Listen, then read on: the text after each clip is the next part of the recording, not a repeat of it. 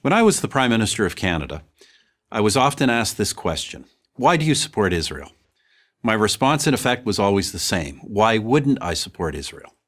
Why wouldn't I support a fellow democratic nation where open elections, free speech, and religious tolerance are the everyday norm? Why wouldn't I support a country with a vibrant free press and an independent judiciary? Why wouldn't I support a valuable trading partner and a wellspring of amazing technological innovation?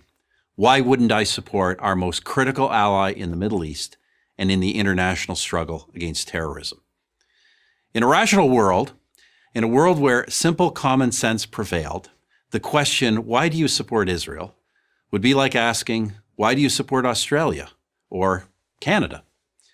But we don't live in that rational common sense world. So the case for Israel has to be made over and over. I, for one, am happy to make it. Let me start with this. Every military action Israel has ever taken has been to protect itself. Israel is not an aggressor state. It's a defensive state. This has been true from its founding to this day. As a fledgling nation in 1948, Israel was immediately attacked by its Arab neighbors. Their goal was not to contain the tiny new country. It was to annihilate it. No nation came to Israel's aid. Not the United States, not my country, Canada, not the United Kingdom, no one. They all thought Israel would lose, but it didn't lose, it won. In 1967, Israel's neighbors again sought to utterly destroy the Jewish state, a nation that had then existed for 2 decades. Again, Israel prevailed, and it survived another all-out attack in 1973. Those are the big wars, but I'm not sure there's been a single day in Israel's entire history when some act of terror has not been waged against it, inside or outside its borders. There have been 2 bloody waves of terror, so-called intifadas, in the late 1980s and the early 2000s, when Israelis were blown up on buses, at pizza parlors, and celebrating weddings.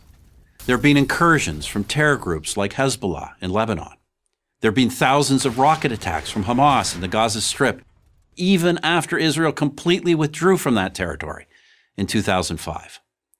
In between the wars, in between the terror, Israel has sought peace with its neighbors, and it has achieved peace treaties with Egypt and Jordan.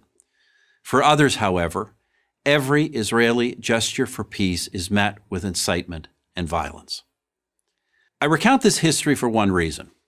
Any nation that has endured what Israel has endured could easily have become a police state. But through it all, Israel has never abandoned its commitment to the rule of law, to democracy, to tolerance. 1/5 of its citizens are Muslim.